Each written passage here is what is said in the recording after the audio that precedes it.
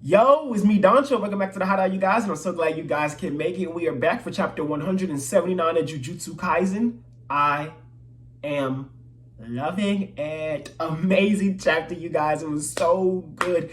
We didn't get the three-way domain, but I feel like this was a little bit better than a three-way domain. And I might just be saying that because I didn't see a three-way domain, but just seeing how Gege is able to accurately stick to the lore and how his abilities work, and that being broken down into why we didn't get those three domain expansions and why they broke apart and how their domains have the different external and internal properties that's necessary. Just really, really good stuff. Just amazing. Gege just all hits, no misses. But like I always say, thank you for coming to the Hideout, you guys.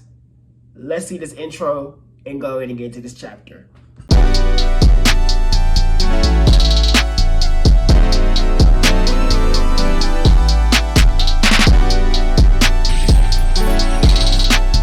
So this chapter begins with the domain expansions going off, and we get a lot of narration in this chapter in different ways. So I'm not going to go through the narration, page by page, but what I will do is talk about basically what's being explained in that narration. So basically what's going on is those domains happen, right? Now each domains have these different properties and different things they need to be done, correct? So usually when you have two domains going against each other, one person can do their properties and what's necessary to do the domain, and the other person does their properties or restrictions or whatever they need to do their domain. Now when they clash against each other, right, one person's domain is going to overpower the other person's. If that does not happen, then neither one of their sure hit techniques work, and they're pretty much just combating each other within that domain unless one person can overpower the other person's domain, right? So for this three-way domain, it's different because instead of it being like a three-way clash, since there are so many domains in this, there's three different properties that need to be created for this domain to happen, and they're all technically within one barrier. It makes it really difficult for the domain to be solid, for it to be like, firm. And I think that is such a good point for Gege to make, because domain expansions, barrier techniques, all of these things are things that's been explained in this series to take a lot of imagination and understanding of space, dimensions, those type of concepts. So for these three to really be super unstable within that, and that be really a big reason for why the domain initially was not even about to really work well, is so good. And then you throw in Kurourushi, whatever, I forgot to pronounce the whole name, but Kuro, the cockroach, coming back into the mix. That was insane. Absolutely insane. Like, it's not much to that explanation. Simply, before that player was killed, it was always doing parthenogenesis, right? So in that parthenogenesis, it created a child that to carry on everything that it had. So when that child was made, that child, all that cursed energy, because there's still fear of cockroaches in Japan. Just because you kill Kuro doesn't mean that's gone. So all that energy now, instead of going into Kuro, it goes into the child Kuro, which is not a player anymore, just a cursed spirit, which I find very, very cool because it was born inside the domain. So it won't, inside the colony. So it won't be considered a player because it was born inside the colony. It didn't come into the colony from a different space. That is really insane. Really cool for Gege to make that point, right?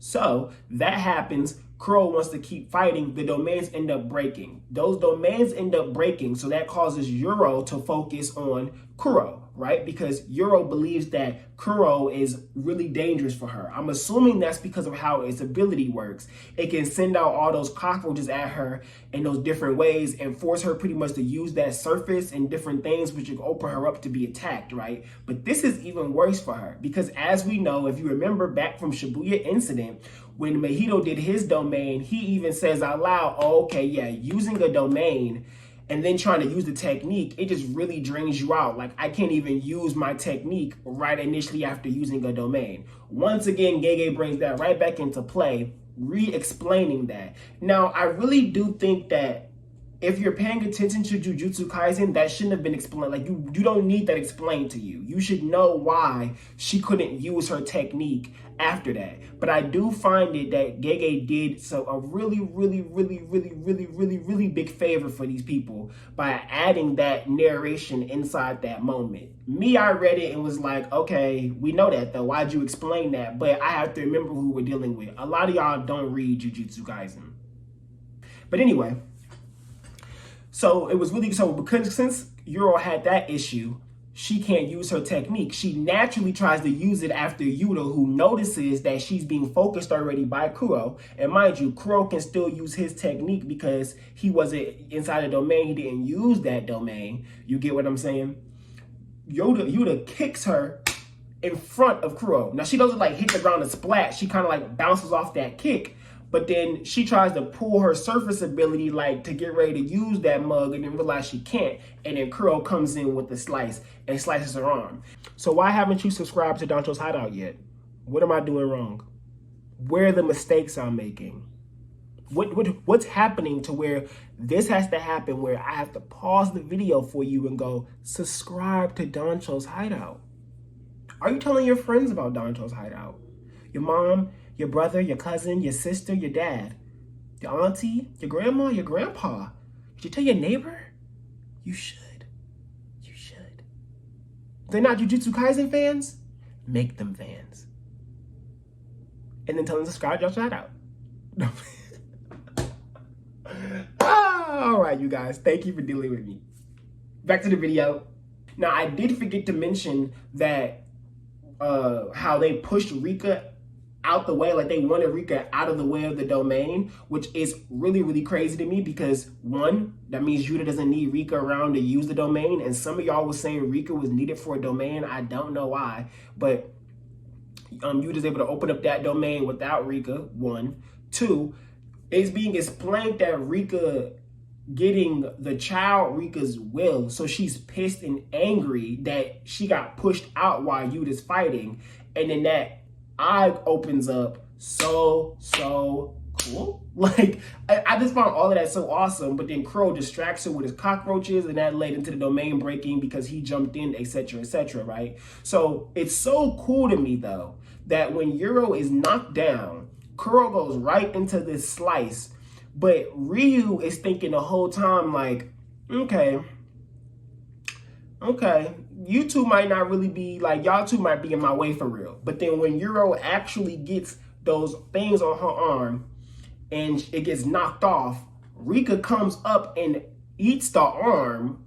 What was the point of that? Like, why did Rika eat the arm? Like I don't know. Like, was that it couldn't have been to stop her from being able to regenerate it, because she can regenerate it if she has RCT, or maybe if you use the arm and RCT, it's not as much work to be able to get the arm back on, rather than just creating a whole new limb like we seen Sukuna do for Yuji. So I'm gonna assume that was why Rika ate it, because Rika was on some like, nah, we ain't finna let you get this back, or Rika just moved like that. I don't know. I'm not sure. It could be both. Rika really just be like, yo, I want this arm and it help. Let's do it. Like, let's make it. That's what happens. So that entirely could be what it is too. But yeah, so that would I'm sorry. I just love that. I just loved her just going, hoop. Like, she just did it and just scooped it up and just kept moving on with her life. And then Yuro gets all pissed, like, Fujiwara, and she is so unfocused. Like, you are about to die, and you are focused on going at him. Like, so, like, I know he kicked you down there, but you got to get more focused, shorty. You not focused. You not it. Yuro, to me, is cooler and more dangerous than Ryu. And I know people disagree because, you know, end of the chapter and what Ryu's done. But I think that Yuro's more dangerous because her technique can counter his entirely. Like, she can entirely counter him. That's why they had a deadlock beforehand anyway. So really, Ryu only looks so dangerous because Yuta's around giving him openings to do all the damage he's doing to her. You kind of get what I mean? And only reason why he's doing so much damage to Yuta is because Yuro is there jumping in the midst of it while he's already doing something. So they really 2v1ing him. Like, they was really 2v1ing him, and he said, nah, we're not doing it anymore. That's why he had to pull out Rika, you know what I'm saying? But for her to get that done to her, then Kuro's like, okay, I'm gonna try to finish her, like trying to really get at her. And Ryu's like, nah, I'm not inviting y'all to the table. And then Granite blasts up both of them. And it's really interesting because since his curse technique ain't really a technique, like, it's a technique, but it's not really a technique. It's him just shooting out high inputs of curse energy, he doesn't hit that backlash from the domain expansion, which makes so much sense because he's not using some type of technique and then applying it to a barrier restriction. You get what I mean? He's just applying high outputs of energy to a domain expansion. You know what I mean? So for him, he's not losing out. He can still just shoot out all that high put of curse energy, and you know what I'm saying, get that move in. And so he knocks Yuro and Kuro with that move. He doesn't kill Kuro. It doesn't look like he kills Yuro either, and we don't see Kogane pop up saying 5 points. So I'm assuming that Yuro's still alive. Kuroushi's not a player anymore, so he'll die without points being gained. But I'm assuming Yuro's not dead yet. I didn't see a Kogane, unless Gege just didn't put the Kogane and forgot, and that is a body that was just caught. But I don't think Yuro's dead yet. I think Yuro just got knocked out of commission really bad. I also hope Yuro's not dead, because the fact that Yuro was giving so much on her, like, why are we being told about the assassin group and how they work? Why are we being told about her getting the name and being killed off? Why are we're getting so much more introspection for her than we do for Ryu?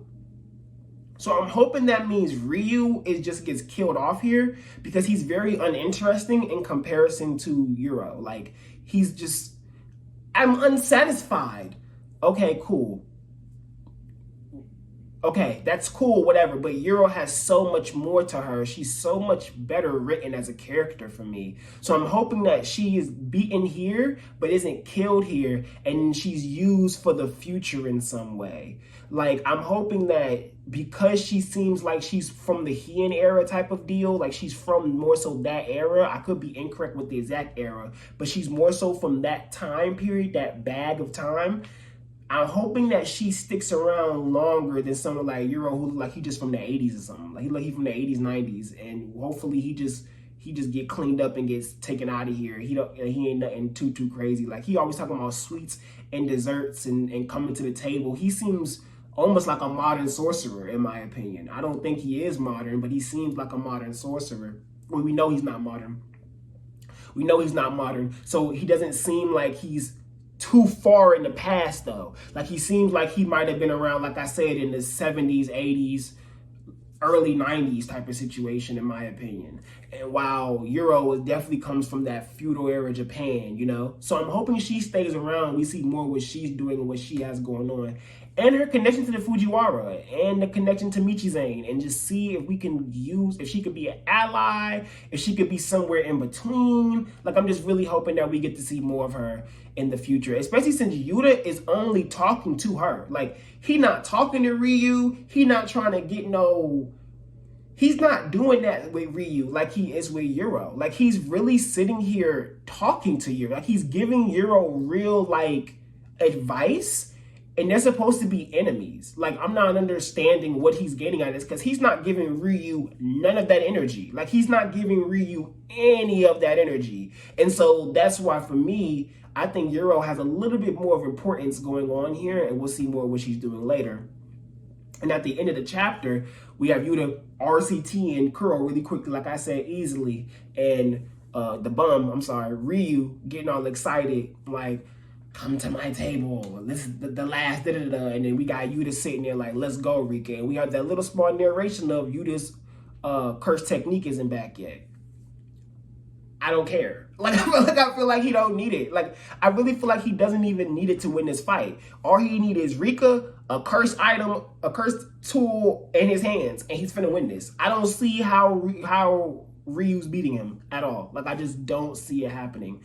And especially since I know that if Yuta fought him without somebody else being involved, he definitely would have won. So now, nobody else is involved. It's just you and him. And he still has Rika, which means he still has time left on the fight. That might end in the midst of next chapter, but we'll see. So he still has time in that 5 minutes left. So he still has that curse energy output. So, I don't know. I think he's in the bag here. I mean, I'm pretty sure he's in the bag here. But I was hoping that it was Yuro and Yuta at the end here. But hopefully, Ryu gets beaten and we have more Yuro and Yuta in the future, and we get some stuff going on with her and in the Culling game, because I think her in the Culling game is like amazing combination, and another female character with that type of importance, that type of ability, that cool, that strong would be really, really awesome. And imagine Yuta talking to her, like he kills Ryu, he's talking to her and she gives up so much more about her assassin life, and then he heals her arm. And that's like the first time her ever seeing a Fujiwara like vibe with her. And then so she don't instantly go, okay, I'm gonna ride with you to this, that, and the third. She'll just be like, okay, maybe he a little different, maybe not all Fujiwara, or she gets that clarification that he's not a Fujiwara, and that he says to her, I'm Michizen, because he knows he Michizen, that was said to him. So he should be like, no, I'm actually a descendant of Michizen. And then she looked like, oh, and then maybe in her mind, she might even go, oh, I could help out this Michizen who used to be my ops, and then that be me going against the Fujiwara. Who knows? I could be doing too much. But there's a lot of options here, but we couldn't see. We can always see, Gege. I'm waiting for you to cook. But like I always say, you guys, thank you for coming back to the Hideout. I hope you guys enjoyed this video. I hope you enjoyed this discussion review. If you guys are looking for anything Gachiya Kuda from me, that is coming soon as well. When Chapter 7 comes, I'll be back on my weekly reviews. So please forgive me. I had a new job, so some things have to change up a bit for me. So Wednesday reviews is really hard to do. But once again, thank you so much for everything you guys do. Thank you for coming back to the Hideout, you guys. Thank you for supporting me. And if you want to talk to me some more about Jujutsu Kaisen, make sure you join the Danchou's Hideout Discord, because I talk with everybody there every day, all day about JJK. Ooh, that rhymed. All right. It's Danchou. Peace.